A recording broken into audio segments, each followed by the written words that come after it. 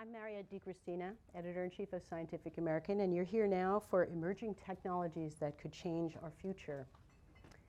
And I have to say, I was really, ever since I heard about this panel, I was really looking forward to it, and the distinguished guests I'm about to introduce to you.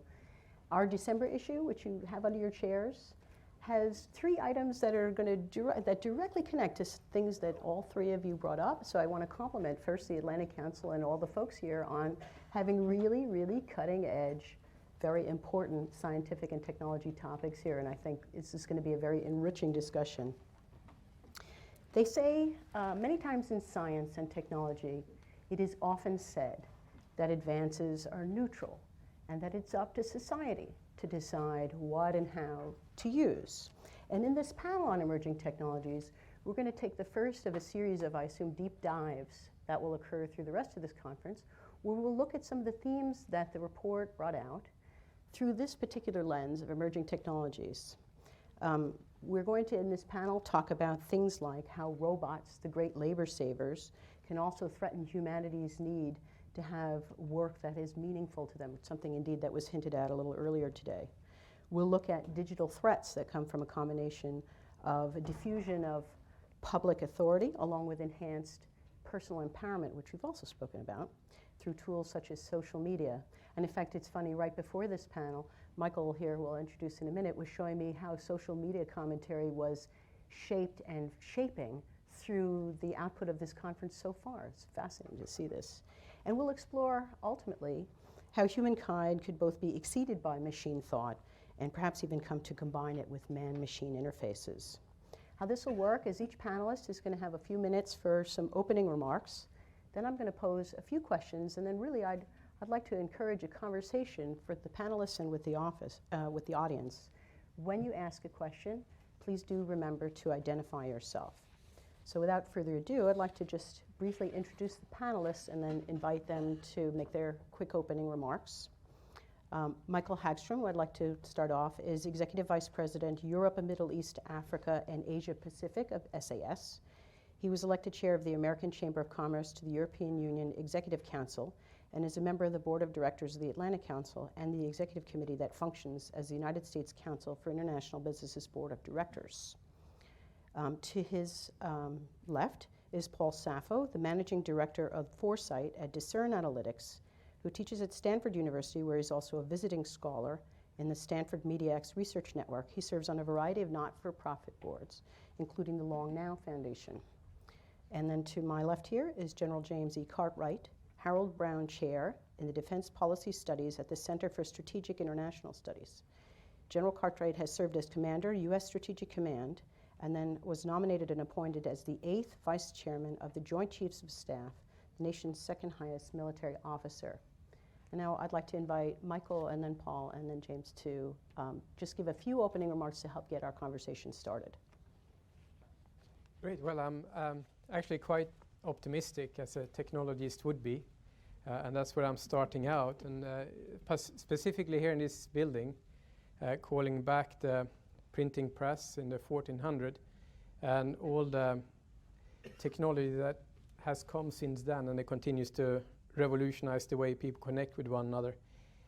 Digital media has just been the last example. In just a short amount of time, the instant global communication has given rise to the world's newest and most powerful asset class, that of data, which is what I work with daily, the impact of which has been astounding for people and nations alike.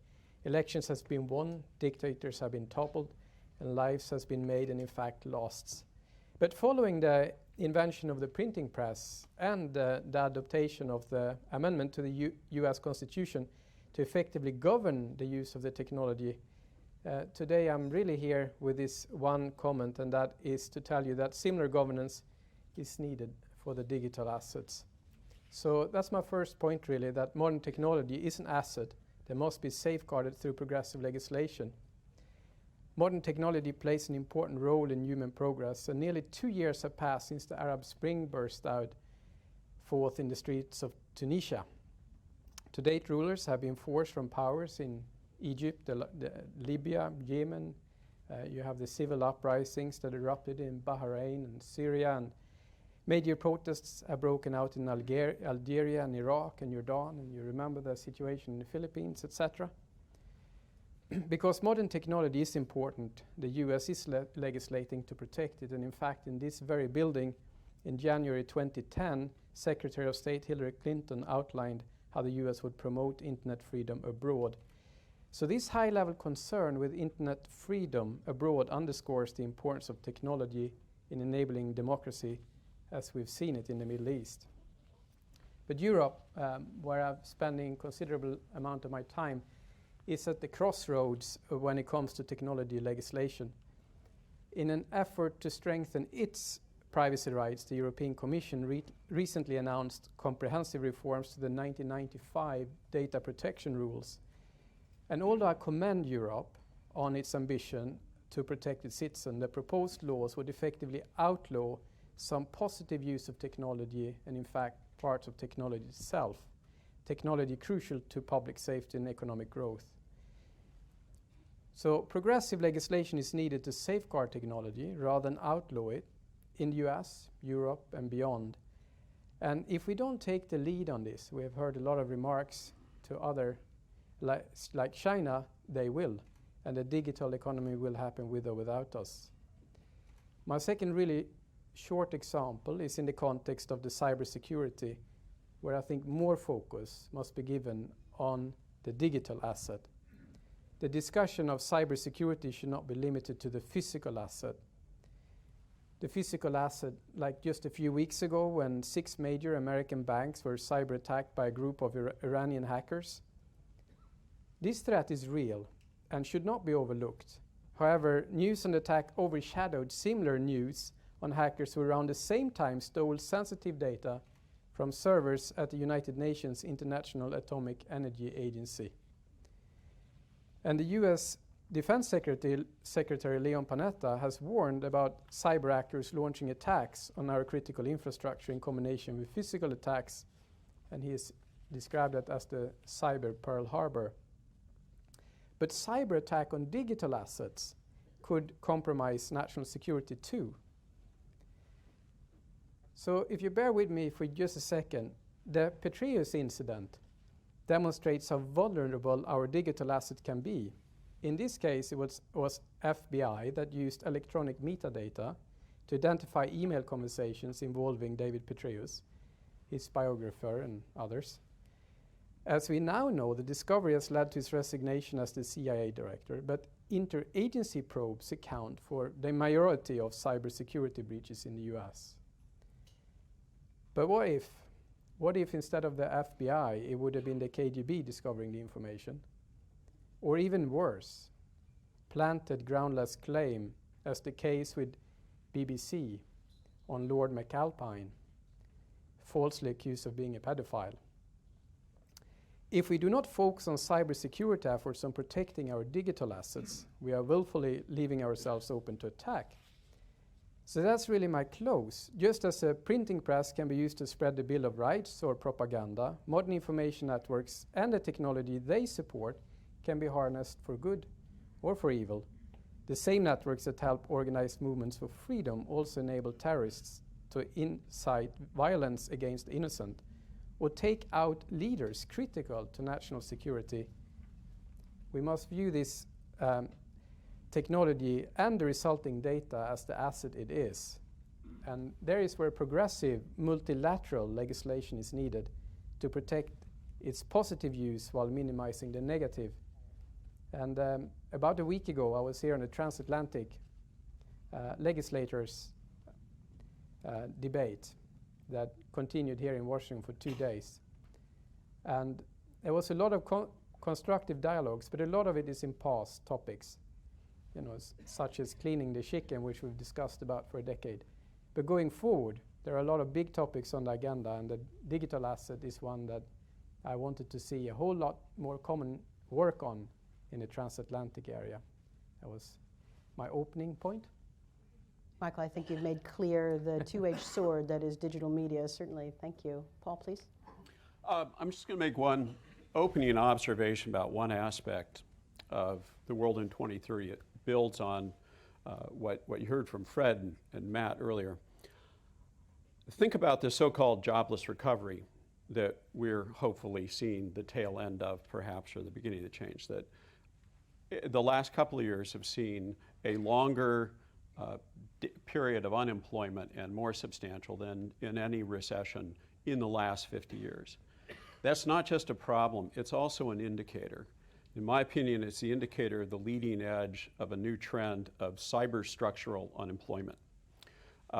To put it bluntly, robots and 3D printing are taking our jobs away. But the story is not quite that simple. Some history. The 1930s, we had the so-called technocrat movement, which came up and had magazines with lurid covers of showing that robots would take our jobs. It didn't happen.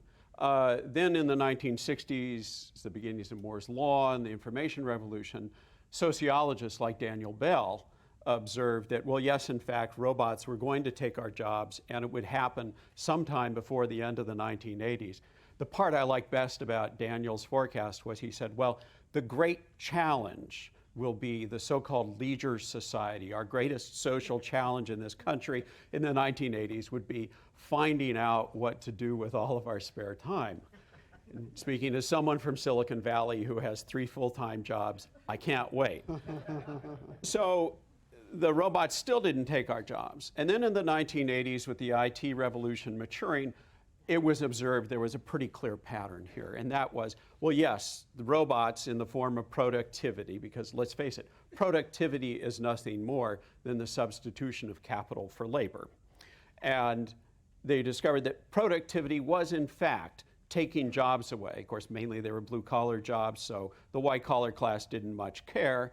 And in addition, what they said, on balance, however, automation is creating more jobs than it destroys, which put us into a 2-decade period of saying, okay, the challenge here is making our society mobile enough to go to where the new jobs are and retraining people to take advantage of those jobs. Something happened soon after 2000. And in fact, now robots are taking jobs. First, we offshored people to China. Now we're reshoring those jobs to robots in the United States. Matt mentioned one example I know of a solar company that's doing this. Lots of companies are bringing things back. 3D printing will accelerate that process. We're in for big disruptions. And in fact, there are some jobs actually being taken by robots.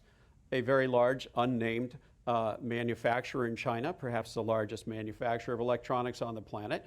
They have 1.2 million workers. They had a little problem with suicides recently. Well, their founder announced that by 2015, they will have 1 million robots on their lines. But I want to point out that it is not the jobs that robots take away that created the so-called jobless recovery, and that's not the leading edge of the trend, that robots shove us out of jobs. Rather, it is the jobs that were never created to begin with because of automation. I happened to be at Facebook 2 days before their public offering in May, and I noticed a really interesting thing. Their campus seemed pretty empty. Now, of course, they built it for growth. They were optimists and the like, but I was thinking about the numbers. Facebook had $2.7 billion gross revenues in 2011, 1 billion net profits. They had over 1 billion users at the time, with 500 million people signing on every day. They accounted for 12% of the internet traffic. That's bigger than Google. And they had 2,500 employees. Divide 1 billion by 2,500, not a bad spread. Well, in fact, Facebook is not a company. And Facebook doesn't have employees. Facebook is a machine. And figuratively speaking, it has just enough humans to walk around the hall to make sure the plugs don't fall out of the wall and deprive the computers of the electrons they need to run the business. That's what the future is this is a world where we are creating companies that require ever less jobs to begin with. And I think where it's headed here, that structural unemployment is one of those unstable transitions. It doesn't mean we're not going to have jobs, we're all going to be unemployed. We're in for a period of turbulence here. And the turbulence specifically is very comparable to what happened to the agricultural industry in this country. In the late 1870s, agriculture accounted for 75, perhaps 80% of the workforce in the country. It was 40% by 1900. It had dropped to 1.5% to 2% today. And think about that. There are a total of 1.2 million farmers and ranchers in this country. We have fewer farmers and ranchers than we have active military personnel. And arguably, I would say that the farmers, as we all know, are in fact more powerful than the Pentagon. Just look how much better their lobbying works here in Washington. But here's the challenge ahead over the next couple of decades. What will replace the job as that central activity that gives us meaning in our lives and at least for the moment, gives us health care and a bunch of other things besides? The notion of the job is even younger than the notion of the nation state. Is something else entirely new going to turn up in the middle of the next century? Or will the computers be generous and give us things to do to keep us busy so we don't go play in the street? It's one of those uncertain transition periods, and I think it's going to be a fundamental effect of technology over the next 2 decades. Thank you. In fact, while I was preparing for this, I was looking at some quotes about technology, and one that I just want to I'm inspired to toss off because of what you just said was Albert Hubbard, the writer and philosopher, said, "One machine can do the work of 50 ordinary men, but no machine can do the work of one extraordinary man." And I think that might be a fun thing to probe during this discussion. Jim, please, go ahead. I think I'll pick up a little bit where you left off, but military perspective a little bit to some extent on this. And throughout history, while we don't like to advertise it as a activity, war tends to generate innovation. It tends to stimulate it, it tends to accelerate it, resources are put against it, and so this has been a trend in medicine, it's been a trend in logistics, it's been a trend in mobility throughout the ages.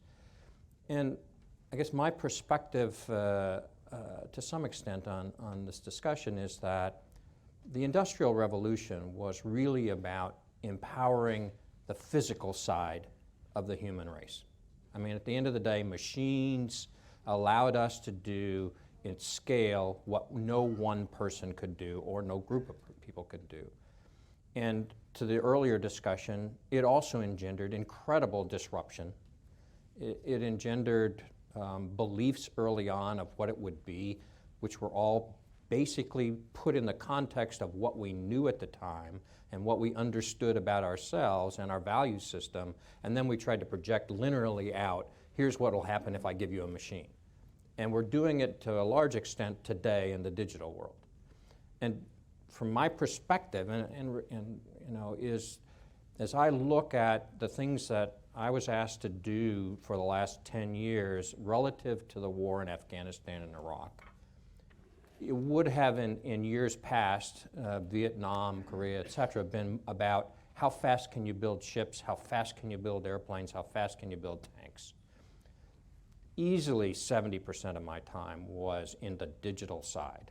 Competitive advantage was in computational power and how you could move information, knowledge around, and how you could infuse it in somebody who didn't have a master's degree. I mean, or may have. It didn't really matter. What mattered was that the cycle times of knowledge and competitive advantage were so short that the real leverage was in the information side. And the information side of this equation really is now starting to emerge as the empowerment of the cognitive side of the house. It really is. I mean, that's where advantage was. I'll never forget one time Bob Gates and I were visiting Savannah and the 3rd ID down there, one of the units getting ready to deploy. And we were giving them, I can't use brand names, but pads and phones, okay? Not the kind the Army issues, okay? And, and they had gone through the training and were about to deploy. And as all of us have learned when we deal with soldiers, sailors, airmen, Marines, is find a young one, you'll get the truth. It'll be blatant, and it'll be quick, and it'll be straight to the point. And he grabbed some young soldier walking out of the barracks and said, okay, what do you think about this? what's your reaction to all of this training, and what's your reaction to going overseas with these things into a war zone? And the guy said, it's straight. Typical military had 3 reasons why it was a good idea. The first was, it always works. The second was, I didn't have to go to school. And the third was, I can call for anything I need if I get in trouble. I'd as soon leave the barracks without my rifle as to leave without this. Very straightforward. A fundamentally different thought than Liberty ships or, fighter jets or any of those things. It was a fundamentally different approach, and you could see it in their mindset. The empowerment on the cognitive side is really starting to take effect. Okay? We're just at the very beginnings of it.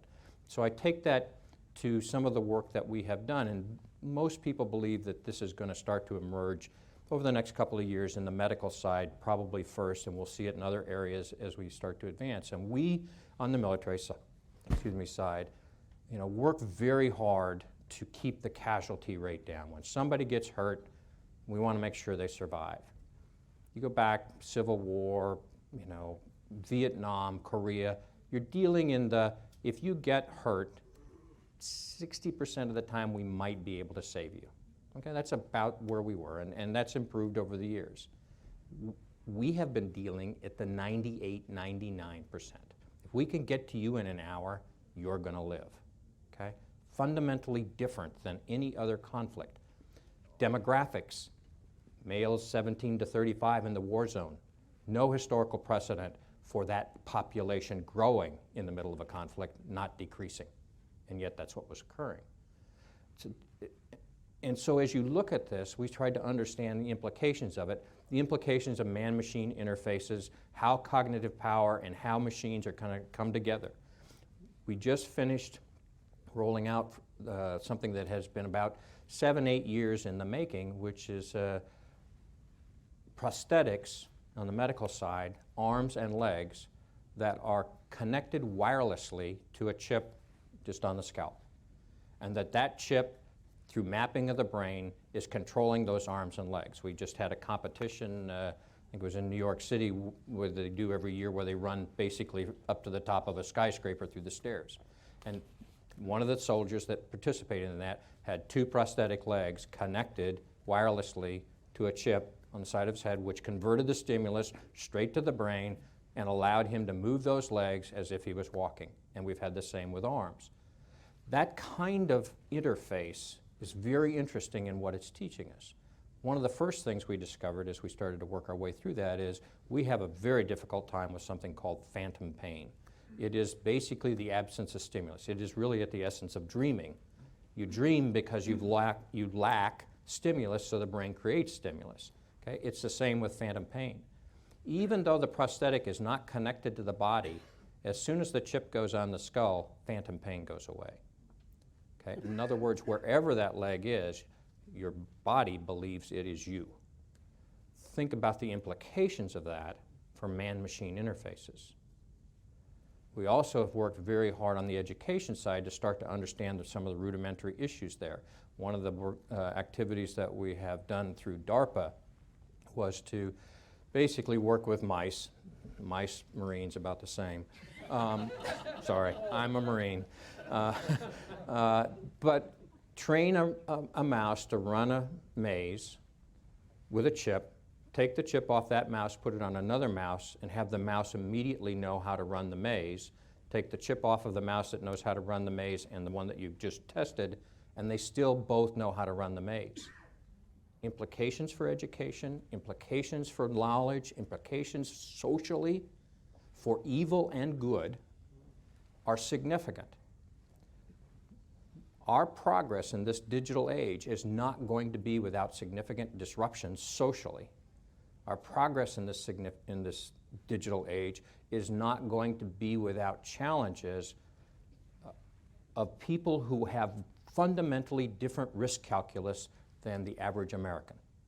Okay? Whether it's because they don't have any food, they don't have water, they don't have access to whatever it is. But it is very difficult, and I really commend the study, but it is very difficult to sit in this value chain as we understand the world today and say this is how it's going to look when 2030 comes. I mean, we probably don't know, other than to know, which the study calls out very clearly, that the transition will be chaotic to some extent. It will be challenging to the existing value structures that we have. And as we look at that in an aging demographic, it is probably going to be very disruptive.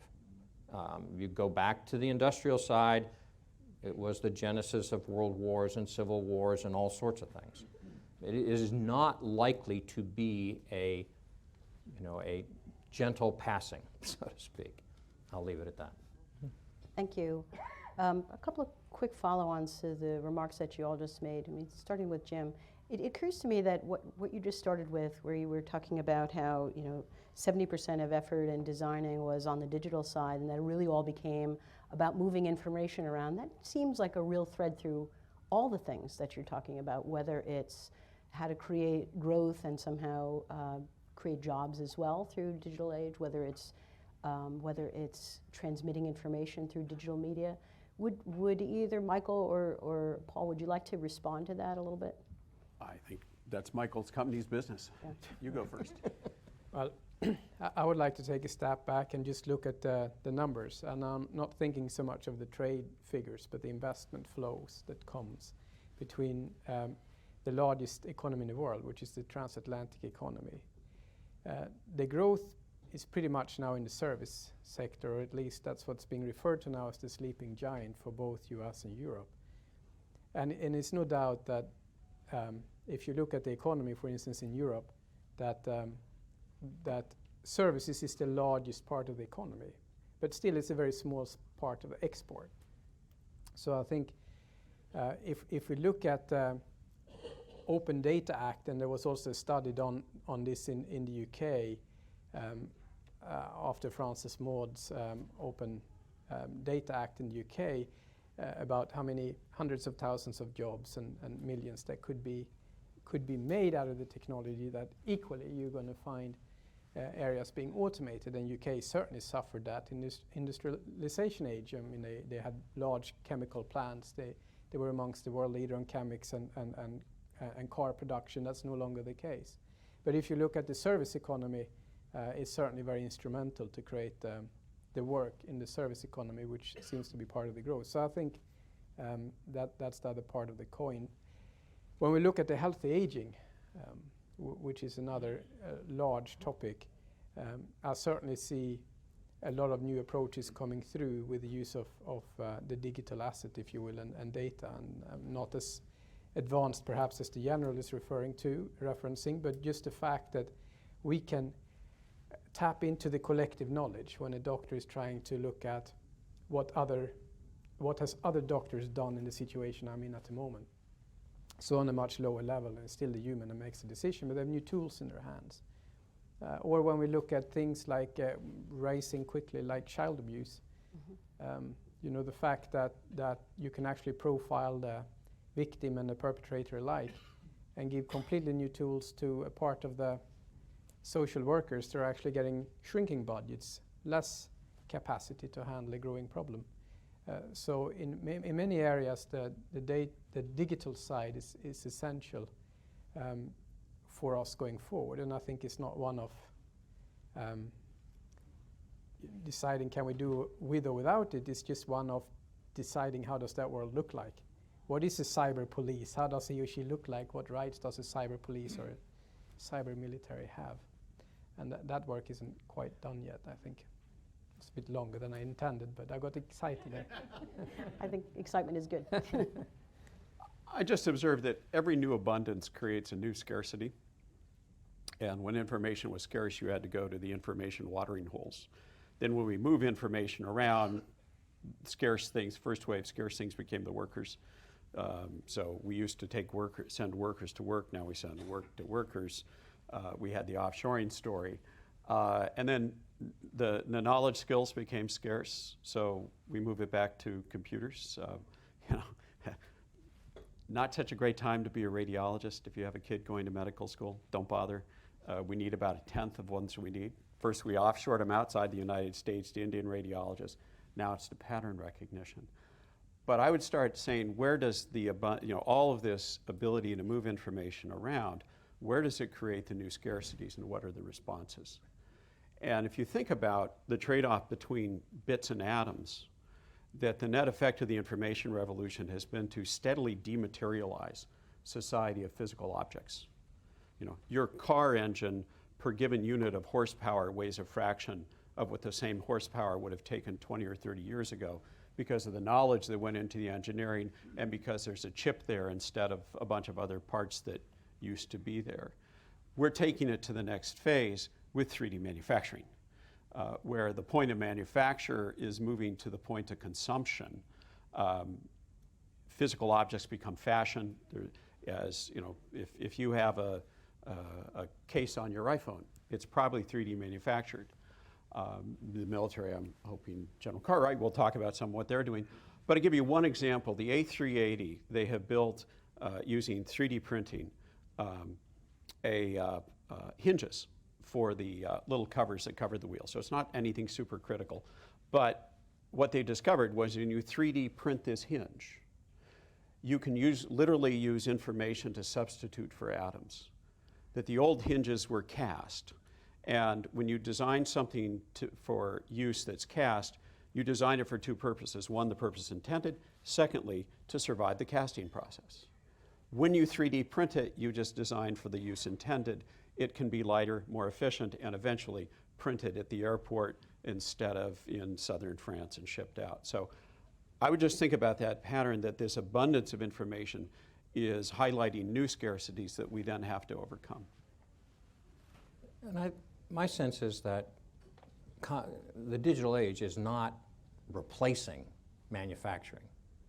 It is basically empowering it at another level that we hadn't really thought about before. My reflection back on the current conflict, because it's my kind of base of reference, is the idea of building the mine-resistant vehicles to protect the soldiers against IEDs was a hugely cost-imposing strategy on us.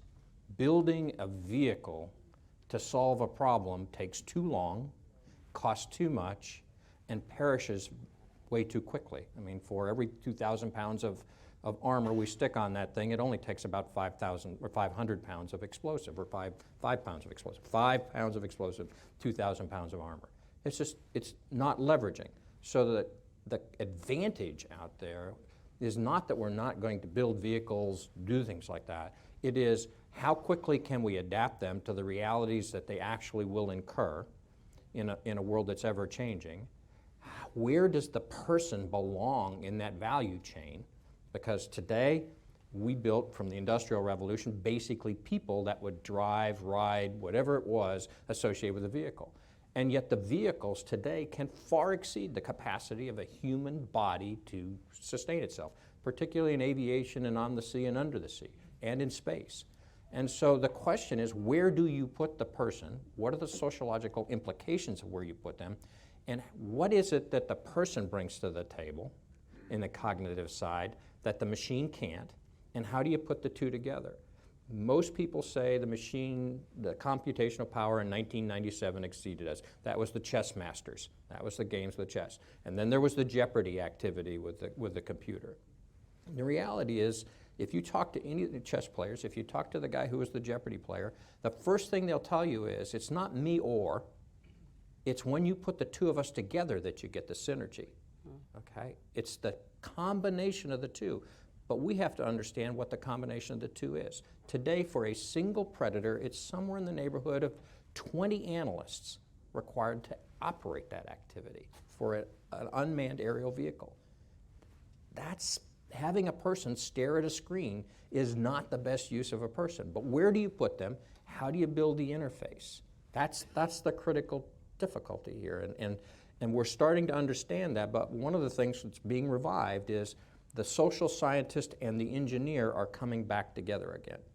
You have to do this for a person. You have to do it.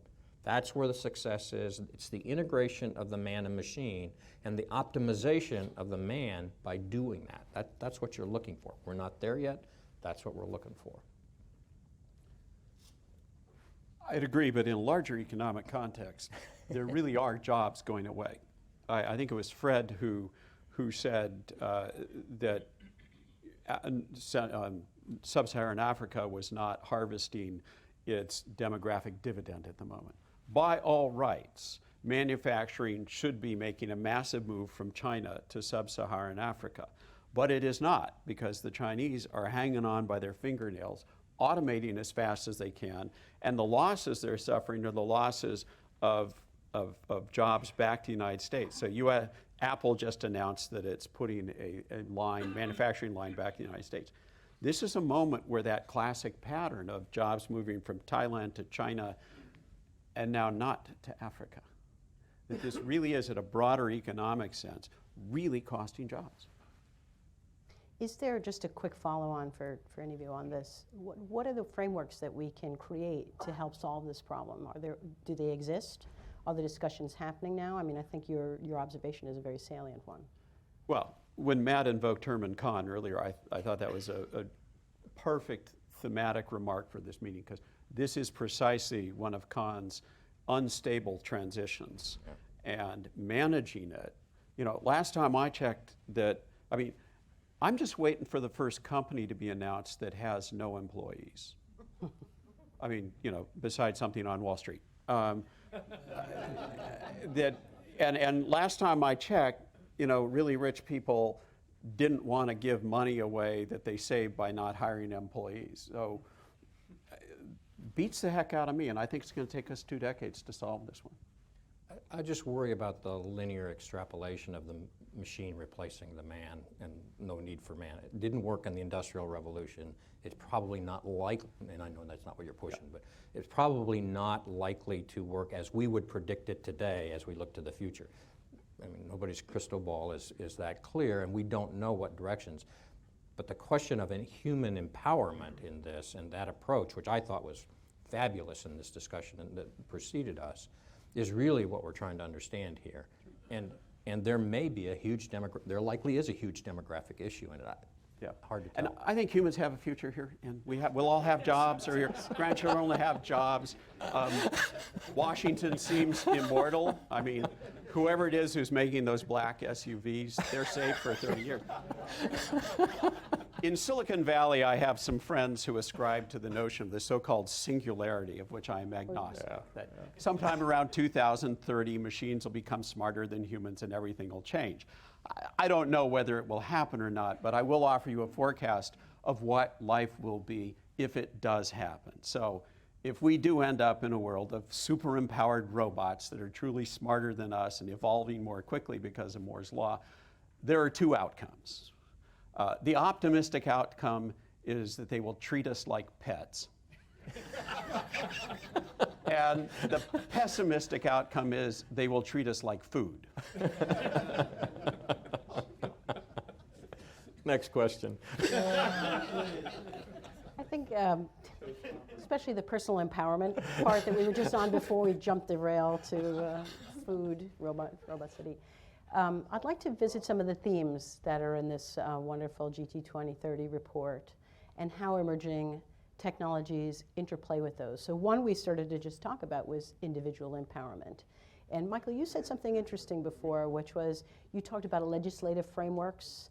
You talked about the rise of the digital media and how that could interfere with, sounded like some crime solving. And so could you speak to this flex point between individual empowerment and broader needs of the global community? Well, I think my point was in the context of the national security, that we look very much on how cyber can interrupt physical assets. But I think it's time to look at the digital asset, reputation. There are a few things that can back our supreme commander into a corner, like public opinion, and we have seen that many times. And if that's a created one, I think that's a threatful experience that we should look at. But the generic usage, as I see it, is growing across so many market segments. Just take a practical one. We touched on banking. We haven't really come up with a way to deal with what we popularly call fraud, which is the modern bank robber that tries to rob the bank via an internet. So we do have methods to catch a bank robber that walks into a bank, and we are pretty good at that, and they always get prosecuted. But if you try to rob a bank as a computer hacker, the worst that can happen to you is that you get discovered and they shut down the connection. And then you try another 20,000 times until you get in. And if they happen to stop you, there is no legal evidence that they can use in court, if I simplify the analogy. So there are new instruments that we have to put in place rather than just to do the wall, the cyber wall, if you will. You actually have to be able to track, monitor, follow, understand, and learn from. These are technologies we have developed with national security, and it's the same type of technology with the likes of credit card fraud. So it's a kind of a waste in the society that has to be tackled, that I think is very critical. When I look at topics like job loss, and we used the example with a farmer, the productivity on the cornfields kind of going 10x every third year or so, which is an incredible achievement, obviously, in the genetic side of the house. Less so perhaps in the digital, although when you combine the two, you can for sure do miracles. But I think what it has led to is, if you look at the demographics of the world, you have a lot of resulting implications, like urbanization.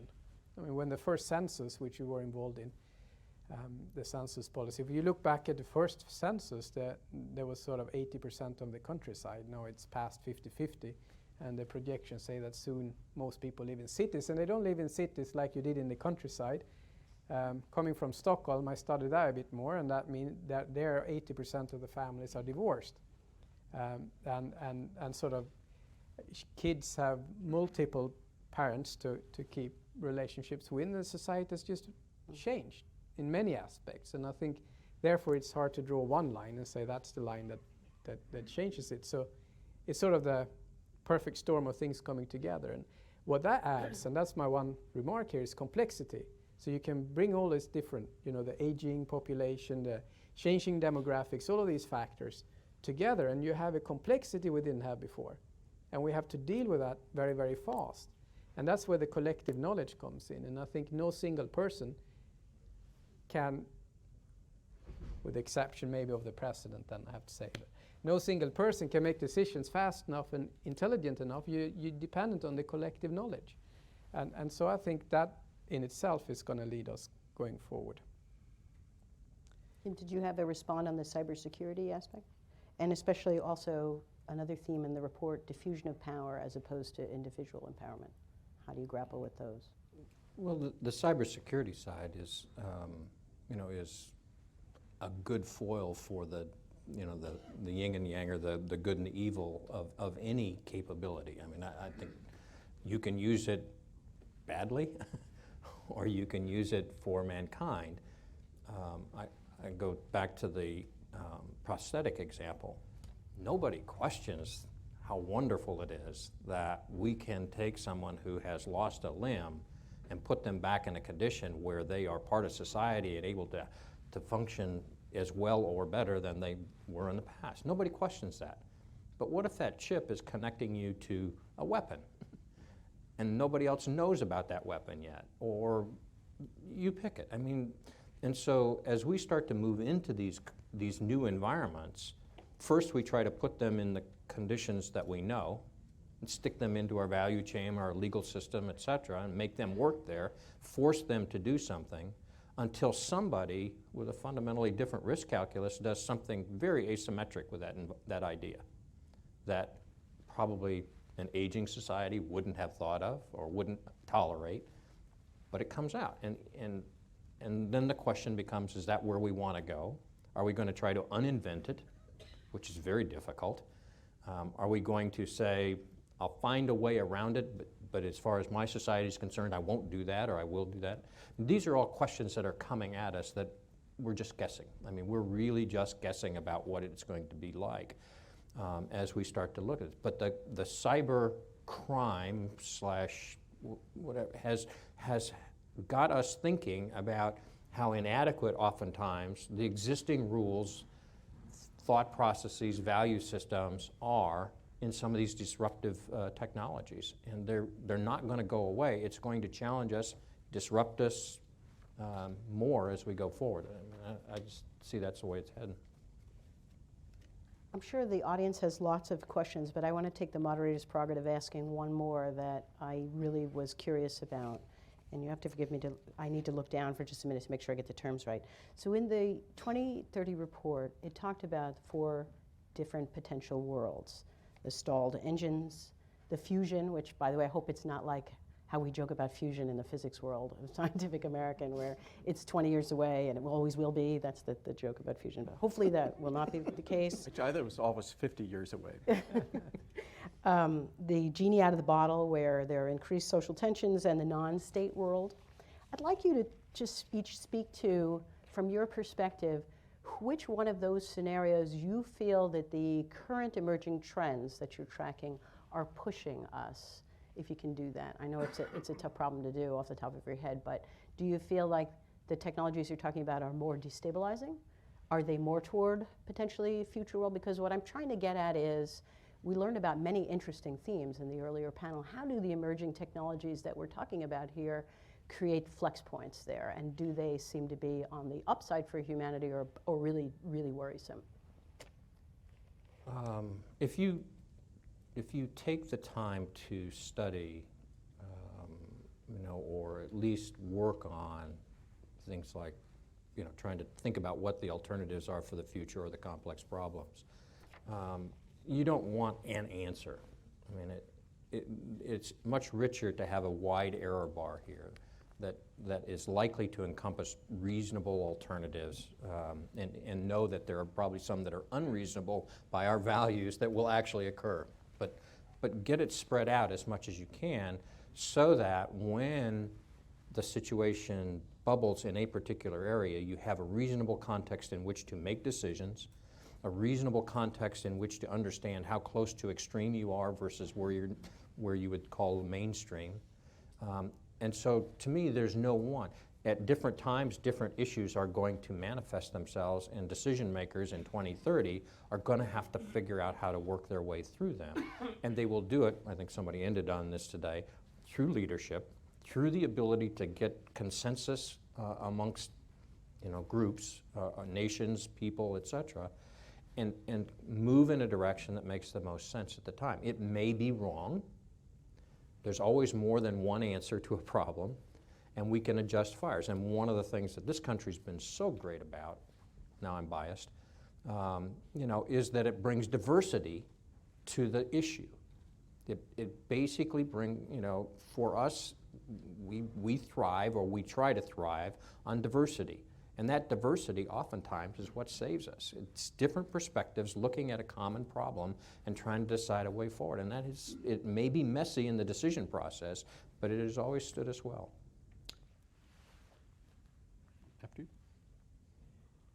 Oh. You look eager. No, I would just say, it's a simple fact that first we invent our technologies, and then we turn around and we use our technologies to reinvent ourselves as individuals, as communities, as entire societies.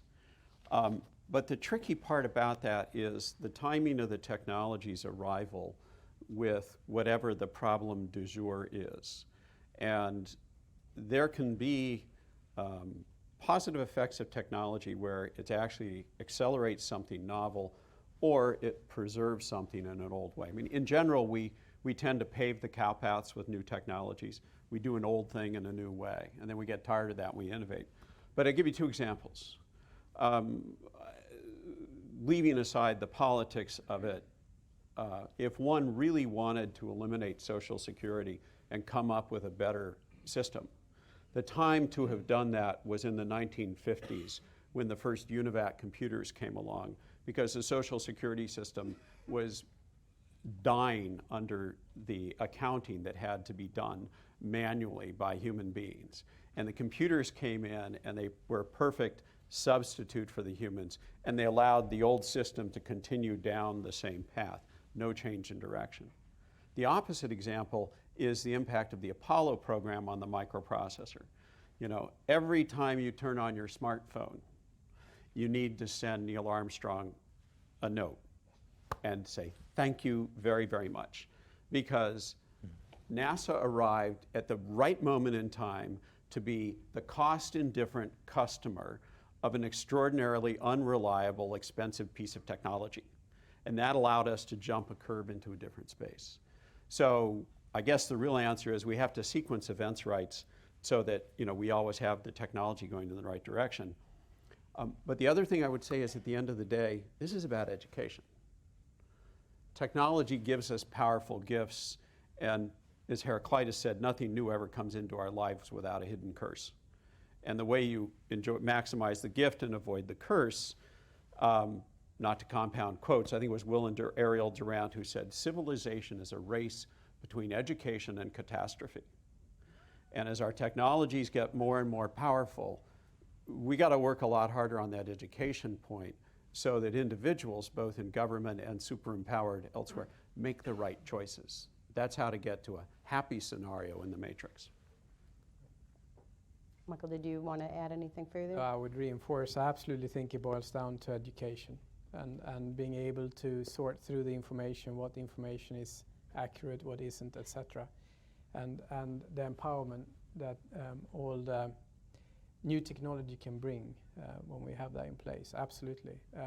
The other piece, I think, when it comes to education is that we need to have more cross-faculty work to address the new complexity of the issues. Because the greatest innovation workbench we ever had with the NASA project, but imagine that now in modern age, what we would need is to have different from across the experts from across the faculties in private-public partnerships to work forward, and I think that's really that collective knowledge. And coming back to education, I couldn't agree more. Did you want to add one thing? Just mentioning space, it is one of those fascinating moments where it looks like the United States is going to beat China to the moon. Not that we're in a race, but I guarantee you we'll beat China to the moon, but it ain't going to be done out of Florida. Private space will get there. You all saw the announcement last week that for a mere $750 million, you can reserve a seat on a trip to the moon by 2020. I think I'll watch the video. But Hope it's not booked out yet. But I think it's a good example of what you're talking about, public-private partnerships. All right, as much as I hate to share you all because you're fascinating, I'd like to, boy, there's a hand up already. I'd like to turn to the audience, and in the spirit of having kind of a more interactive conversation, I'm going to ask 3 questions. I'm going to have you ask 3 questions and then have the panelists respond to them in the back there. Thank you. Jeff Steinberg. Can you hear me? I'd like to pose a kind of a contrarian view of the discussion about employment. Every couple of years, the American Society of Civil Engineers produces a report card on the status of basic infrastructure in the United States, and this has obviously been brought more to the surface in recent years between Katrina and Sandy, and I forget the rest of the women's names and men's names of all of these catastrophic events, the droughts in part of the country, the fact that part of the Mississippi is going to be shut down because there's not enough water. There has been, at the same time that we've had these technological advances, an extraordinary, perhaps the greatest period of concentrated disinvestment in infrastructure in this country, not to even mention parts of the world that are desperately in need of basic infrastructure and shouldn't have to get there on the basis of cheap labor moving from China to Africa, so therefore we need some railroads and things like that and greater sources of power.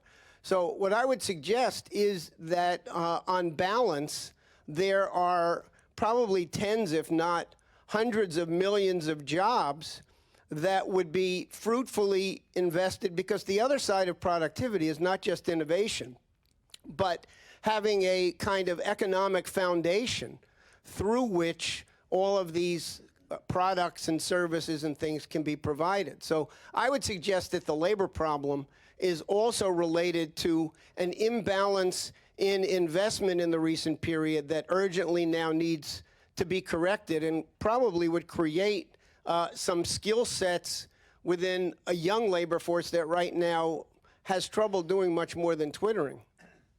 Thank you. There's a person in the second row here, gentleman in the front. Armin?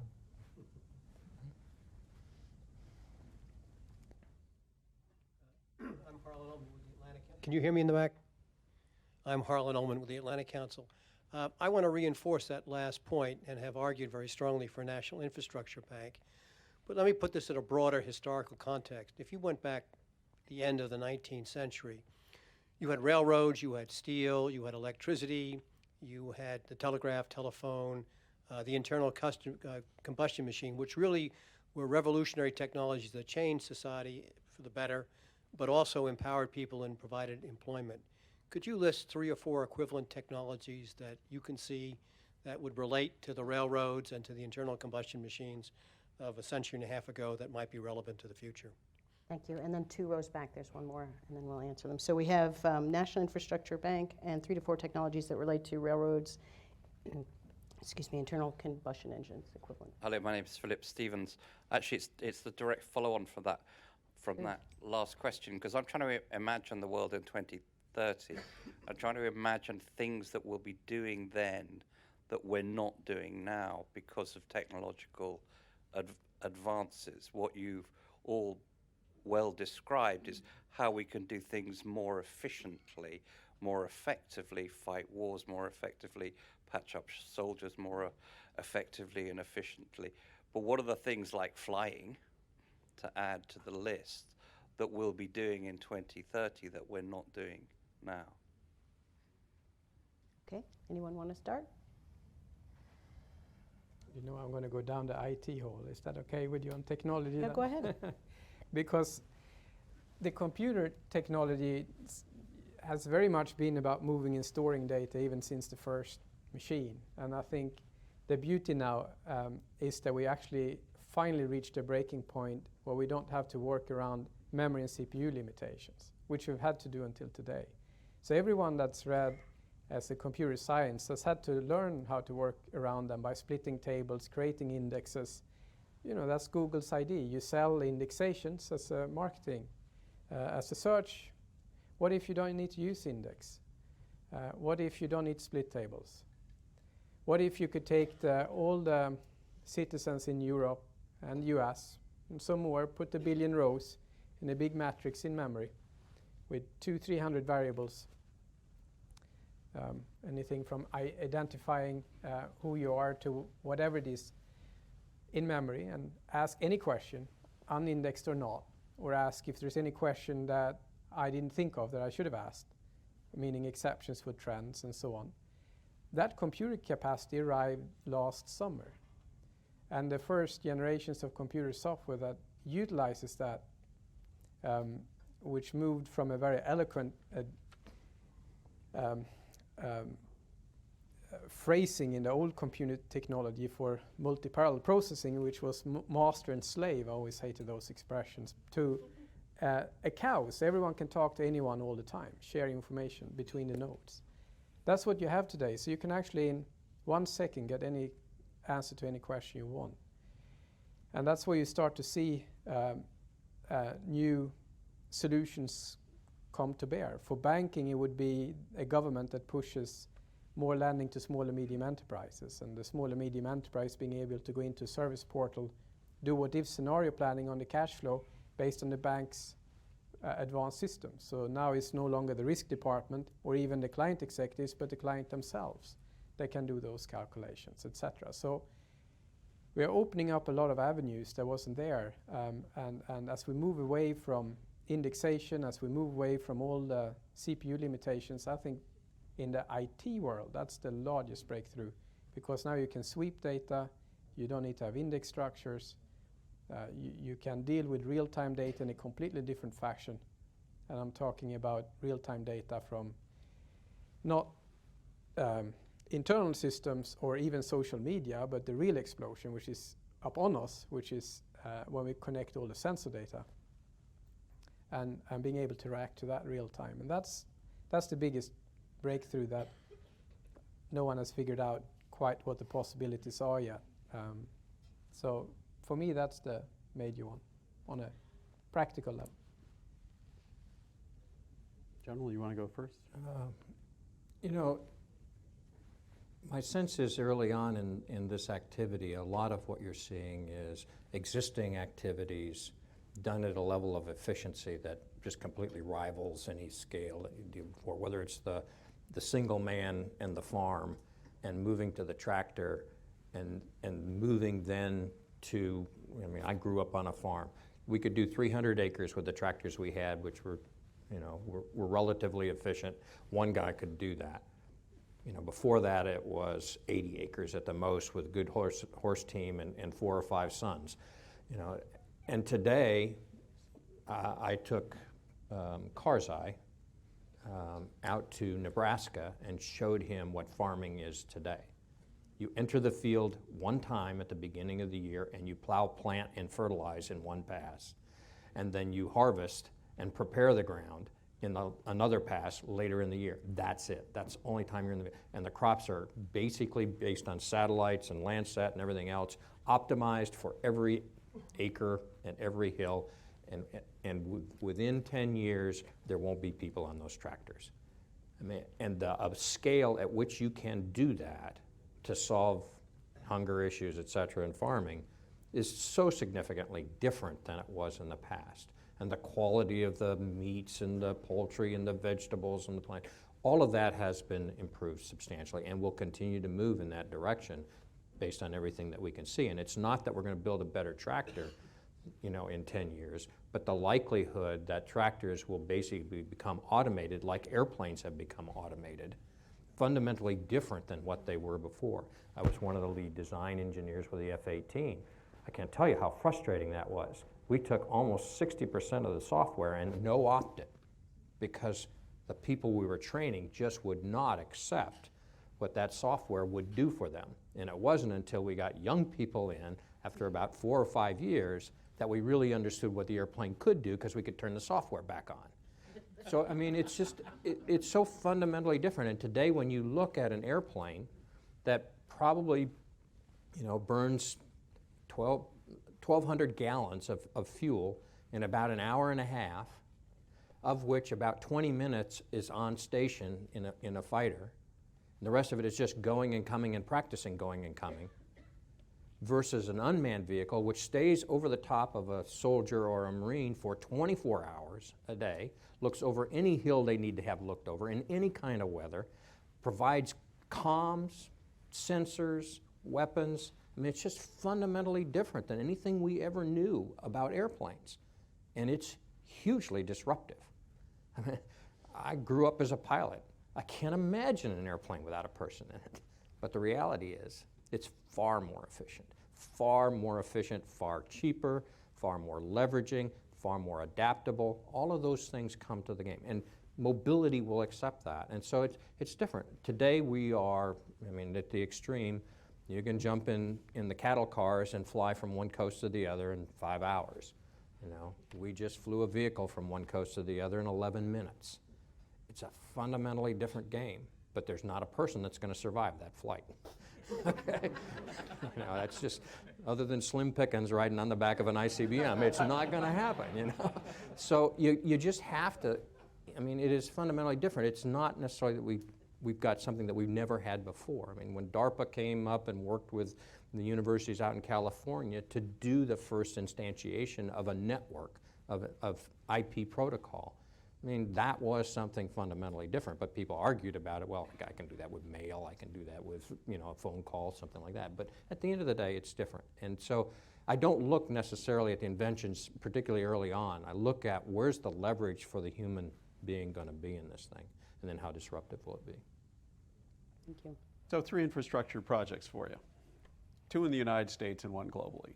The US rural fiber, it would be nice to bring, I'm not going to impugn another country by showing how low our ranking is in internet connectivity, but it is shocking. A great infrastructure project would be to put in decent fiber and get it out to rural communities, and by the way, my community as well in Silicon Valley. Second one is high-speed rail, be a great project. Global challenge is water, and there's plenty of work for lots of people to do in all those things. I would just make 2 observations. First of all, our infrastructure in this country is in terrible shape. But at some level, the taxpayers must like this, because we've been working really hard for a couple of decades now to get our infrastructure in terrible shape. We've been talking about it forever and doing nothing. Particularly in my state, California. The last person who did infrastructure was Jerry Brown's father in the 1960s, when we established the university system and the highway system. We've been living off it ever since. There's a big difference between creating a greenfields infrastructure and reworking an infrastructure that already exists. And apart from the engineering side, and I teach in an engineering school, in Silicon Valley, things happen because we have entrepreneurs with big ideas, shoestring budgets, and not a lot of adult supervision, doing something that's impossible because nobody told them it was impossible. That was easy for DARPA to do with the internet the first time around because nobody knew what they were doing it. The lack of adult supervision mattered. Just try and reinvent the internet today and see what the telecoms companies do. So redoing infrastructure is much harder. And I think at the end of the day, it's a change in mindset by us alive today. Jonas Salk put it nicely when he said, the task for us all is to learn how to become good ancestors. It's okay to run a deficit, but apply the deficit monies to things that will benefit generations yet unborn. We should be taking infrastructure seriously, but not thinking about solving the problems today. Say, what do we need to do now so when our children are adults, that things are a platform for them? Generally, Could I just jump in real quick, because you spurred a thought, which I agree on the infrastructure side. One of the lessons, and this is more of a personal lesson to me than probably anything else, but as we look at Afghanistan as an example, it is likely, in my opinion, that the laying of the fiber in Afghanistan and the widespread use of cell phones between tribes that for 5,000 years withstood invaders and wouldn't talk to each other valley to valley, that will have a bigger effect on their culture than 5,000 years of war. I mean, I just go look at what happens when they start talking to each other. We had DARPA put in the first 1,000 phones, iPhones, and to stimulate it, we did American Idol, only we called it Afghan Idol on those phones. You can't believe the people how quickly they started to communicate between tribes and across boundaries that heretofore were uncrossable, and that no war and no invader has been able to pull together. It's going to last. I mean, it's a big shift. It's very powerful. One quick question from me, and then I'd like to go back to the audience. We talked a bit, both now and in the earlier panel, about education, science and math education, and how that's really at the root of many things. How big a problem is it in grappling with emerging technologies that so many of the policy leaders aren't scientists or technologists, that how can we make that less of a problem, if it is one? There was a comment, give it to the lawyers, which I'll share because I was amused. No, wait till we make all the lawyers, robot lawyers. Robot lawyers. I think, there are lots of lessons about this. Me personally, I live, again, being in California, I live for comments like members of Congress saying the internet is like pipes and plumbing. We dine out on that stuff. So I'm not sure I want them to understand it. But if you did, just one practical way to do it is reverse mentoring. As the general observed, you look to the person at the bottom of the organization. I know with a certain corporation I worked for some years ago, and they had to learn, the senior executives had to learn biotech. And so what I went in and did is paired the CEO and the senior executives with a just graduated PhD in biotech and said, good news, for the next year you're going to get to see a lot of the CEO and you're going to teach them about biotech. Now the only wrinkle is at the end of the year we're going to give the CEO an exam, and the grade on his exam is going to go into your hiring file. So it created a dynamic for people to work. I also see this at Stanford. I see a lot of gray hair in this room. There are people in this room who probably remember the day when everybody looked up to seniors on university campuses.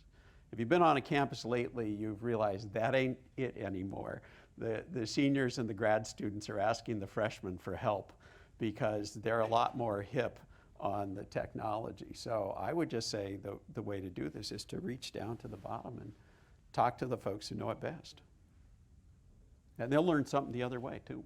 No, I'll certainly agree. I think that's not where the money goes at the moment, education, unfortunately. But when I joined my son to school, 8 years old, he knows more about multitasking than I do. I mean, he's the one that shows me how to use 2 fingers on the iPad and looking at me as if I'm from Middle Ages when I sit with my 1 finger. He walks in there to the classroom and I can recognize the classroom, but he can't. There is, he has to leave all his, his iPad, the pieces he uses at home. And it just gets worse because they multitask, the kids do. And they come in with a blackboard and we expect them that they're going to learn it the way we did. I don't know if the chip implant is the idea. That's a bit scary. I'm hoping for it myself, really. But I do think we certainly need to invest for the long haul, and that's the area. And it's not just any type of investment. I come back to the example with water. I read New York, they had calculated how many new freshwater plants they're going to have to build in order to maintain the water supply for New York. And I came across some other statistics a few days later which suggested that over 50% of the fresh water produced never makes it to a consumer. I mean, why not fix the leaking pipes before you build more water plants? I don't know. I mean, obviously I don't understand the full problem, but it's the infrastructure it's point. the We must like infrastructure it, piece, and I think we have some of that issue in the schools too. More of the same isn't necessarily more. Sometimes we have to approach it totally differently, and I think the school system is one of those. Yeah, I mean, I gave the example of the airplane and how difficult it was to get existing pilots to be able to function in an airplane. I mean, there was a real belief, much as what Chuck Yeager probably experiences. He tells a story of, likely when you go through the speed of sound, your body is going to disintegrate, or everything's going to go haywire on you. And so we had a really difficult problem with when we moved to digital gauges.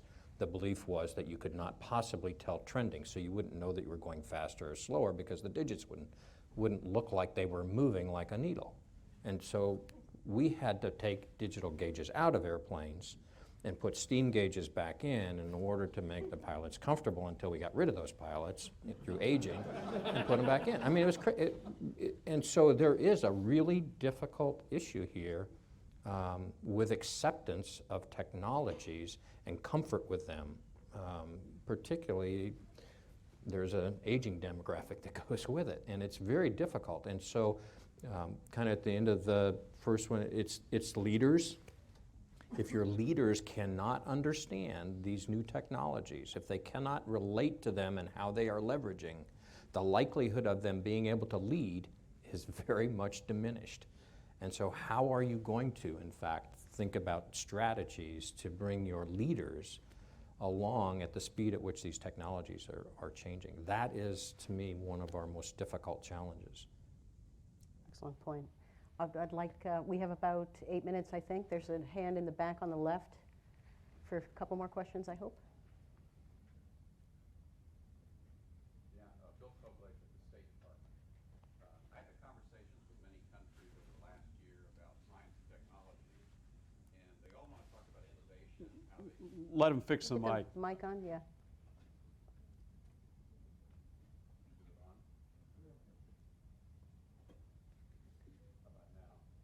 Maybe just shout. Just for shout. Jack. Shout. It's There. on now, I think. There we go. Thank you.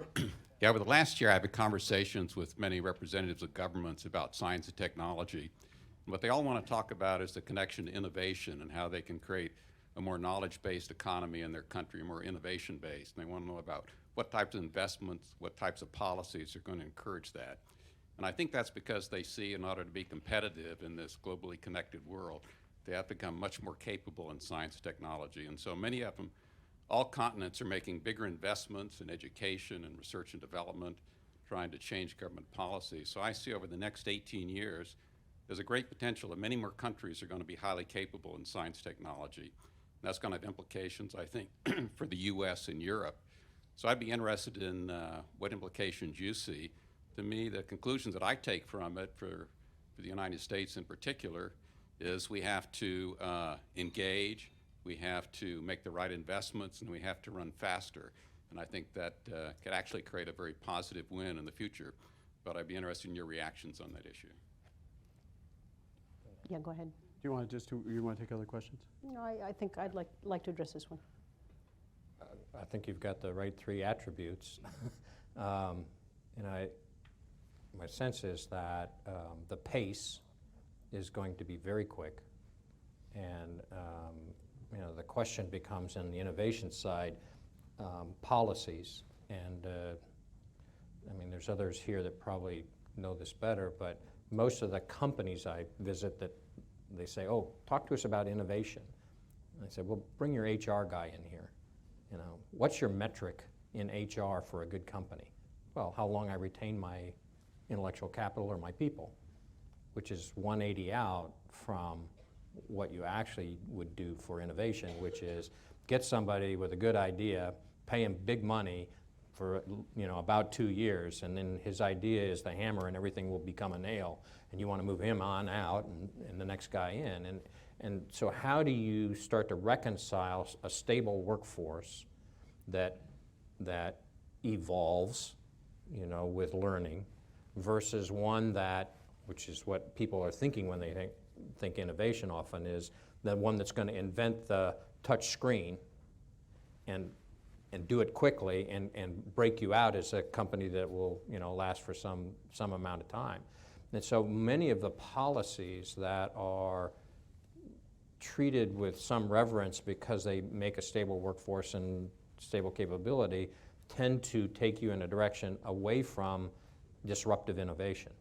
And somehow, as the senior executive, you've got to protect the innovators, turn them over at an appropriate rate, look for the new innovators, get them in, but get them in with an incentive structure that's probably fundamentally different than the guy that you want to work there for 40 years. And you just have to work your way through it. But I think you've got the right things. You're going to have to run faster, and you're going to have to think harder and all of those things, the Superman approach. Well, I think my view here is that it's attractive that there is such a high number of engineers being released every year or educated every year in, say, China or Singapore or where not, compared to, say, Europe or US. But I think the reality is that we are not just about making things faster. Take the e-health systems, for instance, which were popular. You can have engineers develop an e-health system, and what it will be is exactly the system you had before, except you're going to look at a more advanced, technologically wise, more advanced system in terms of capturing that data. But the truth of the matter is that most of the governments that invest in that, designed by technologists alone, buy a system that effectively means that the nurses, who already are very busy and doesn't benefit from this system at all, and only perhaps can share one computer on 4 nurses, they are the one that has to manually enter data into that new e-health system, which the government spends hundreds of millions of dollars on. I mean, that if you excuse my French, is pretty useless, because the data quality is going to be low and the productivity is going to go down. It's not going to benefit the nurses. So what we need is more cross-faculty training. I think the engineering is absolutely pivotal. It's a very important part, mathematics, physics, engineering. But equally is it that we actually can do cross-faculty training as an enablement, an enabler before the kids come out of the system, so that they can actually think of how it applies to problem solving, to concrete issues, be it in the retailing part of the world, the financial part of the world, the public serving part of the world. Lawyers that studies technology, that's a scary thought, isn't it? I'm waiting for the robot lawyers myself. It's something of a truism at this point that with the fall of the Berlin Wall, the arms race ended and it was replaced by the brain race, and that we're now in this global brain race and the smartest people will win. I think it's a concept past its pull date. I would beware about innovation, and I would also beware about STEM training. So science, technology, engineering, math. We need to do more of that stuff.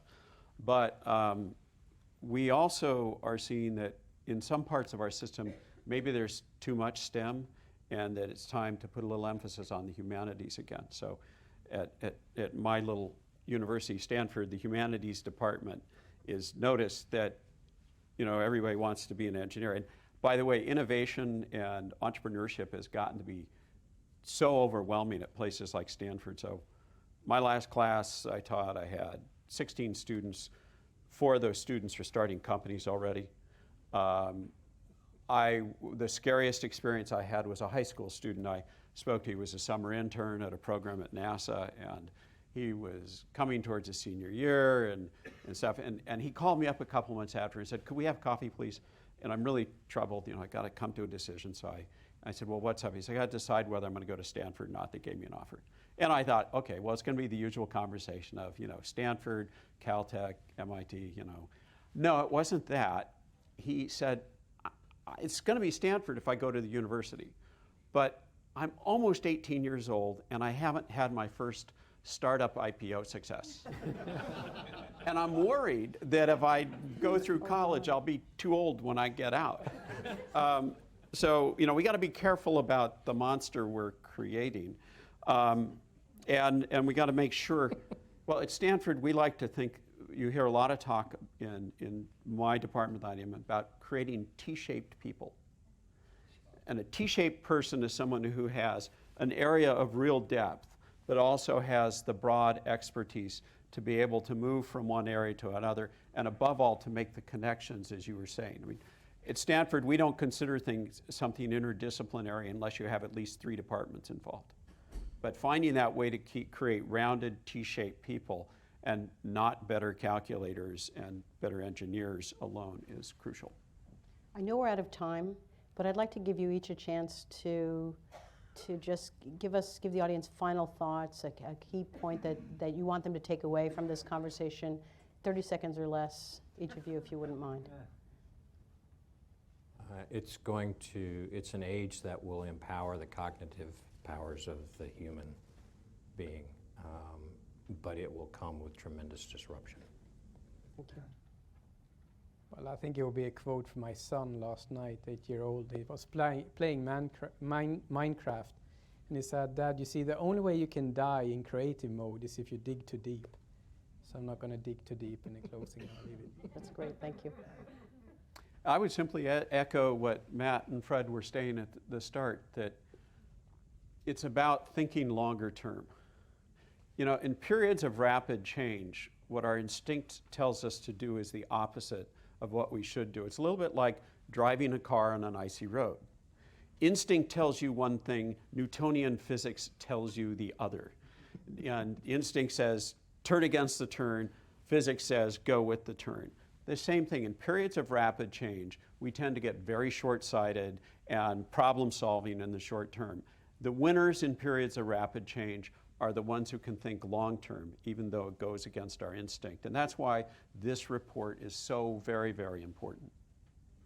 Thank you. I mean, I think that's an excellent point to end on. You know, the very hopeful nature of harnessing all of the digital assets that we have at the ready, taking that long-term view so that we can, you know, best benefit humanity. And I just, quick blatant plug for me, under your chairs are Scientific American's World-Changing Ideas, which talk about some of these emerging ideas. And in the next issue, which I've been helpfully handed, we have pieces on 50, 100, and 150 years from now, where and that'll be out in 3 days, where we start to take a look at way farther out. And I'll be really interested to get all of your feedback. I want to thank the panelists very much. That was a fascinating conversation. I was eagerly looking forward to it, and now I'm so sorry it's over. Thank you very much.